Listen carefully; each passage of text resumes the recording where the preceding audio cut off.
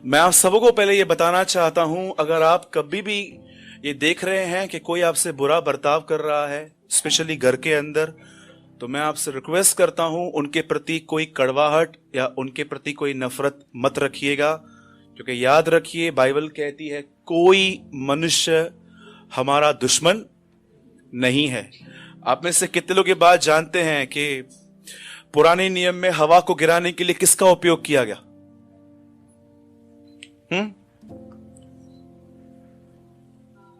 कौन था? सांप था। तो पुराने नियम में जिसका उपयोग किया हवा को गिराने के लिए, कई बार वो भी इंसान के बैक में आपको परेशान करने की कोशिश करता है आज भी। क्योंकि मैंने देखा है, जब भी हम किसी रॉन्ग बिहेवियर से एनकाउंटर करते हैं ना, जब किसी ऐसे व्यक्ति से बात करते हैं जो हमारी बात नहीं मानता या देरी से मानता है, बहुत इजीली हमारे अंदर उनके लिए नफरत आ जाती है। और बहुत सारे लोग तो ये जान भी नहीं पाते हैं कि उनके अंदर नफरत आ गई है, और फिर वो प्रभु के सामने चिल्लाते हैं बाल की तरह, जैसे एलिया के टाइम पे नबी चिल्ला रहे थे, हे बाल हे बाल। और आप देखो, इनके ऊपर कोई प्रभु का अभिषेक भी नहीं आता।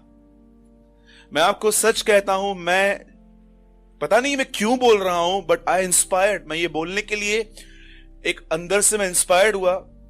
मैं जब देखता हूं ना कि कोई व्यक्ति है, एग्जाम्पल ब्रदर दिनेश, जब मैं वो देखता हूं कि वो गलती कर रहा है और वो आके ऐसा कहता है, सूरज भाई मुझसे गलती हो गया, मैं आपको सच कहता हूं, वो 10 बार भी आएगा ना दिन में, मैं 10 बार उसको माफ करूंगा।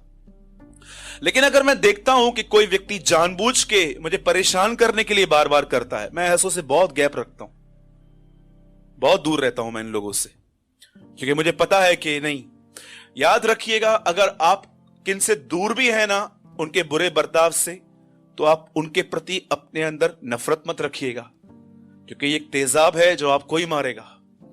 आप जानते हैं, मैंने हमेशा इस बात को, जब मेरे साथ किसी ने भी गलत तरह से बात की, मैं एक वचन याद करता हूं उस समय। मैं आपको इंकरेज करता हूं, अगर आपको भी ये वचन काम में आएगा। आप में से कितने लोग ये बात जानते हैं कि लूका अपनी किताब में सिर्फ एक पहला व्यक्ति है, लूका, जो अपने किताब में बताता है कि यीशु ने क्रूस पे मार खाते समय सबको माफ किया था। आप जानते हो, मत्ती, मरकुस और यूहन्ना नहीं बताते हैं ये बात। अकेला लूका कहता है कि जब वो वहां पर था तो उसने एक प्रेयर की, हे पिता इन्हें क्षमा कर, क्योंकि ये नहीं जानते क्या कर रहे हैं। अब आप मुझे बताइए, भाई मुकेश, मैं और दिनेश एक आदमी को समझो पकड़ के मार रहे हैं, क्या हमको इतना नहीं पता चलेगा हम उसे मार रहे हैं? समझो, आप में से कोई 3 बहनें, आप किसी को मार रहे हो, आपको इतना पता नहीं चलेगा आप मार रहे हो। यीशु क्या प्रार्थना कर रहा है? हे पिता, ये नहीं जानते क्या कर रहे हैं। क्या ऐसा हो सकता है कि कुछ लोग किसी की हत्या कर रहे हैं, उनको पता तक नहीं चल रहा? आप जानते हो यीशु क्या कह रहा था? यीशु ये कह रहा था, पिता ये मुझे मार रहे हैं, पर ये नहीं जानते ये किसे मार रहे हैं, ये कितना सीरियस क्राइम कर रहे हैं, ये नहीं जानते। कई बार जब आपको लोग कभी भी आपसे बुरा बर्ताव करें ना, आप इस बात को याद रखो, एक्चुअली उनको पता ही नहीं है वो क्या कर रहे हैं। आप बच जाएंगे। क्योंकि मैं सच्ची बोल रहा हूं, मैं इन दिनों में भ्रमण कर रहा हूं, परमेश्वर मुझे भारत में बहुत सारी जगहों पे लेके जा रहा है, और मैं एक चीज लोगों के अंदर देख रहा हूं, माथा पूरा ज्ञान से भरा हुआ, हृदय पूरा खाली। और जानते हो ये बात मैं कैसे जान पाता हूं? जब मीटिंग्स पूरी होती है ना, मैं उनके बैड बिहेवियर को देख के जानता हूं। और मैंने ऐसे कई लोगों को देखा है। मैं जब रिसेंटली मैं कहीं पर मीटिंग ले रहा था और मैं देख रहा था, मैं जो सवाल पूछ रहा था, कम से कम 50 लोगों के हाथ ऊपर, मुझे खबर आ, मेरे को पता है, और सब आंसर दे रहे थे। ऐसे ऐसे आंसर्स आप भी नहीं दे सकते हो। लेकिन जब मैं मीटिंग जब पूरी हुई, उसके बाद मैंने देखा यही लोग आपस में लड़ भी रहे थे। जानते इसको क्या बोलते हैं? पूरा सर नॉलेज से भरा हुआ पर अंदर से खाली। मैं आपको सच कहता हूं, आप ऐसे मत बनना। मैं रिसेंटली देख रहा हूं कि लोगों के पास ज्ञान बहुत है पर पवित्र आत्मा की भरपूरी नहीं है। उसका एक कारण यह है कि वे नहीं जानते हैं वो क्या कर रहे हैं। They are not familiar with their Bible. वो अपने बाइबल के साथ जुड़े हुए नहीं है। मैं रिसेंटली एक परिवार के पास गया था, वहां पर लंच था, और जब मैं वहां पर गया तो दो मेरी बहनें वहां पर आपस में मैं खाना खा रहा था, टेबल पे ही वड़ी पई पाण में, टेबल पे उनका झगड़ा हो गया। वो एक दूसरे को बोलती है, ये अथई पागल। मैं सोच रहा था which type of Christians they are. मैं सामने बैठा हूं, अगर मेरे सामने ही उनकी ऐसी बेइज्जती हो रही है तो मैं थोड़ा बहुत जान गया कि मेरे पीछे क्या कुछ नहीं होता होगा।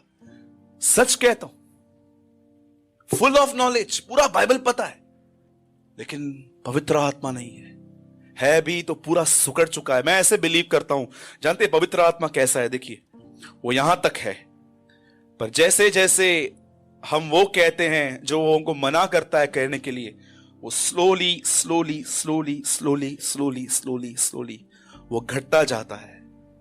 और एक दिन ऐसा होता है कि वो आपके जीवन में कोने पे बैठा रहता है, क्योंकि आपने उसके शब्द को सुन के अपना मन कठोर कर दिया है। वो बहन और वो बहन, हम बहुत पुराने विश्वासी हैं। एक बात मैं बहुत बार मैंने इनसे शेयर की थी। आप जानते हैं, जो आपको मीटिंग में मिलता है उसे गवाने का सबसे अच्छा तरीका क्या है? बेस्ट वे, जो अच्छा लगता है बोलो, आप गवा दोगे। जो अच्छा लगता है आप बोल सकते हो, आप गवा दोगे। इसीलिए बाइबल कहती है कोई गंदी चीज तुम्हारे मुंह से न निकले, और उसके ठीक नीचे लिखा है पवित्र आत्मा को शोकित मत करो। कितने लोग मेरी बात समझ रहे हैं? बोलो यीशु मसीह की। मैं पता नहीं क्यों बोल रहा था, लेकिन मैं इंस्पायर्ड हुआ ये बोलने के लिए कि आपका कोई भी इंसान दुश्मन नहीं है। हां, अगर आप चाहते हो वो आदमी सुधरे, तो सबसे पहले वह आदमी जिस अंधकार में जी रहा है उसको पहचानो और उसके लिए प्रेयर करो। मैं हमेशा जब लोगों से मिलता हूं तो मैं कोशिश करता हूं ये जानने की कि ये किस स्पिरिट में है, और जब मैं जान लेता हूं कि एक्चुअली इनको कौन कंट्रोल किए हुए है, तो मैं अपनी प्रेयर्स में उन बातों से लड़ने की कोशिश करता हूं। चलिए, अगर आपको लगता होगा ये बातें रियलिस्टिक नहीं है ब्रदर, ये आप थ्योरी बता रहे हो, सुनिए। आप में से कितने लोग नबी दानियल को जानते? दानियल को जानते? आपको पता है दानियल की प्रार्थना का उत्तर कभी आता था? किसी का भी नहीं आता होगा इतना जल्दी, ऑन द स्पॉट। लेकिन एक दिन दानियल प्रेयर कर रहा था, एक दिन प्रेयर की, नो आंसर। तीसरे दिन फिर प्रेयर की, नो आंसर। सातवें दिन फिर प्रेयर की, नो आंसर। 11 डे पे प्रेयर की, नो आंसर। 21वें दिन जब वो प्रार्थना कर रहा था, उसकी प्रार्थना जैसे पूरी हुई, बाइबल कहती है एक स्वर्गदूत उसके पास आया और वो उसको कहता है, तुझे पता है जब तू प्रेयर कर रहा था तब मैं वहां से निकला था, लेकिन जब मैं दूसरे स्वर्ग पे पहुंचा तो एक दुष्ट आत्मा ने मुझे पकड़ लिया और उसके साथ 21 दिन मेरी लड़ाई चली है, और 21 दिन के बाद मैं तेरे पास आया हूं। क्या आपको पता है कि आप जो इंसान को आज देख रहे हो ना, वो कैसा भी है, चाहे टेढ़ा है चाहे बुरा है, वो ऐसा नहीं है कि कोई उससे कंट्रोल कर रहा है। और याद रखना, यीशु मसीह ने फरमाया कि मैंने तुम्हें सांपों और बिच्छुओं को रोंदने का अधिकार दिया है। कौन सांप? प्रकाशित वाक्य में लिखा है वही पुराना इब्लीस, अर्थात सांप, शैतान। हमें बाइबल कहती है हमें उसको रोंदने का अधिकार मिला है। हम लोग जानते हैं क्या करते हैं, हम डेविल से नहीं लड़ते हैं, हम लोगों से लड़ते रहते हैं, चेंज हो चेंज हो चेंज हो। अरे उसके पीछे कोई है, उससे बात करो, कुछ नहीं होगा, थक जाओगे, पूरा ग्रेवी निकल जाएगा आपका, और लास्ट में आप हताश, फ्रस्ट्रेट, अपने अंदर नफरत पाले हुए, संबंधों को टूटा हुआ वो अपने घर में पाओगे। न्यूमरस केसेस में इन दिनों में ये देख रहा हूं, लोग इंसान से लड़ रहे हैं, उसको पकड़ के बार बार काउंसलिंग देते रहते हैं। अरे वो किसी के कंट्रोल में चल रहा है, उसको पहचानो। क्यों आज लोगों के पास शैतान से लड़ने की शक्ति नहीं है? क्यों उनके पास वचन नहीं है, एनर्जी नहीं है बैठने के लिए? क्योंकि वो सारा दिन लड़ झगड़ी से शायद इंसान से रहे हैं। 6 अध्याय तीमुथियुस में पौलुस कहता है तीमुथियुस को, उस अंगीकार को याद कर जो यीशु मसीह ने पिलातुस के सामने किया था। पढ़िए वो अंगीकार क्या था। जब यीशु मसीह पिलातुस के सामने खड़े थे, पिलातुस उनको कहता है, क्या तुझे पता है तुझे मारने और छोड़ने का अधिकार मुझे दिया गया है? यीशु कहता है, जब से ऊपर से न दिया जाए कोई नहीं पा सकता। और ये बात याद रख, यीशु मसीह कहता है, मैं यहां का नहीं हूं, अगर मैं यहां का होता तो मेरे लोग लड़ते। आप जानते हैं कौन से लोग लड़ते हैं? जो यहां के हैं। जिनको property, gold, silver, money, power, position, हुकूमत चाहिए, घर के अंदर हर जगह पे आप देखो उनके अंदर लड़ाइयों का स्वभाव रहता है। लेकिन यीशु मसीह कहते हैं अगर मैं यहां का होता तो ये पतरस जिसने 1 घंटा पहले किसी का कान काटा वो तेरी गर्दन काट देता, लेकिन मैं यहां का नहीं हूं। याद रखना, वॉइस को रेस करके बात करना, लड़ाई करना, झगड़े करना, तू मैं करना, ये दर्शाता है कि ये परदेशी नहीं है, ये अर्थ बाउंड पीपल है। लास्ट मीटिंग में मैंने समझाया था, एक आदमी ने मुझसे पूछा, सूरज भाई सोने का मतलब क्या है? सबको याद है? कितने लोगों ने लास्ट मीटिंग सुनी थी? सोने का अर्थ क्या है?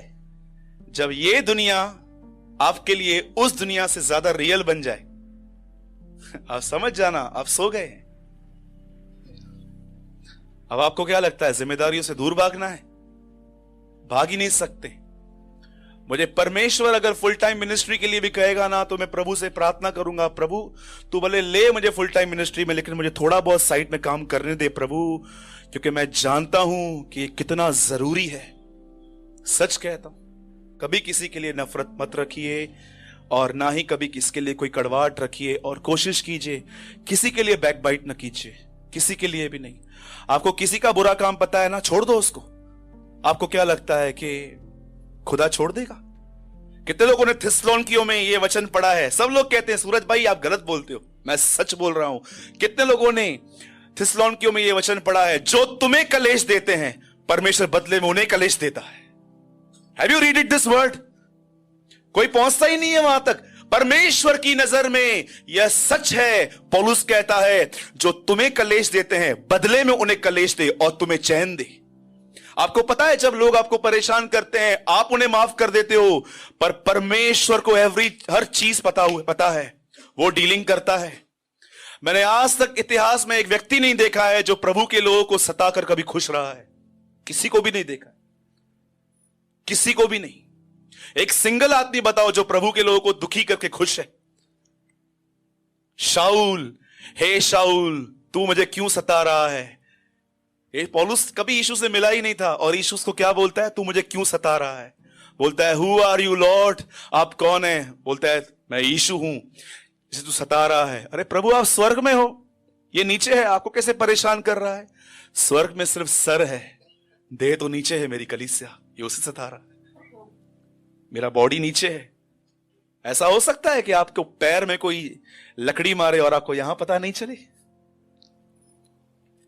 बोलो यीशु मसीह की। तो प्लीज मैं आपसे एक हम्बली रिक्वेस्ट करता हूं कि किसी के लिए भी हेट्रेट, किसी के लिए भी नफरत और किसी के लिए बैकबाइट मत कीजिए। अगर आप किसी को भी देखते हैं गलत है, छोड़ दीजिए। खुदा जज करेगा और उसका न्याय बहुत सही है, बहुत सच्चा न्याय है उसका। लिखा है यहोवा धर्म का तराजू लेगा और सही से तोलेगा, अय्यूब में लिखा है। अगर आपको आज रियलाइज हो रहा है कि लास्ट वीक से या 2-3 वीक से आपने किसी से कुछ टेढ़ा गलत तरीके से बात की है, माफ कर दो। आप जानते हैं हंसी आती है मुझे ये बात बोलते हुए, जब यीशु के चेले उससे पूछते हैं आपका दोबारा आना कब होगा, वो उनको एक बात बोलता है, ध्यान दो कि उस दिन तुम्हें छत से नीचे न उतरना पड़े। समझो, सिंपल बात। यहां पर सागर भाई बैठे हुए हैं और यीशु मसीह के आगमन के एक रात पहले सागर भाई का अपनी सिस्टर के साथ थोड़ा फाइट हो गया, मुंहमारी हो गया। और सागर को प्रभु बोल रहा था ठीक है बेटा, वो गलती करती है, माफ करना उसको। नहीं प्रभु, गलती एक बार होती है, 2 बार होती है, ऐसा नहीं होता है। और सागर गुस्से में जाके छत पे सो गया। और अगले दिन जैसे सागर नींद से उठा, उसे देखा यीशु मसीह आ रहा था। अब वो क्या करेगा? प्रभु रुक, दीदी माफ कर, ध्यान दो कि तुम्हें उस दिन छत से नीचे न उतरना पड़े। Set your account clearly, the Bible says.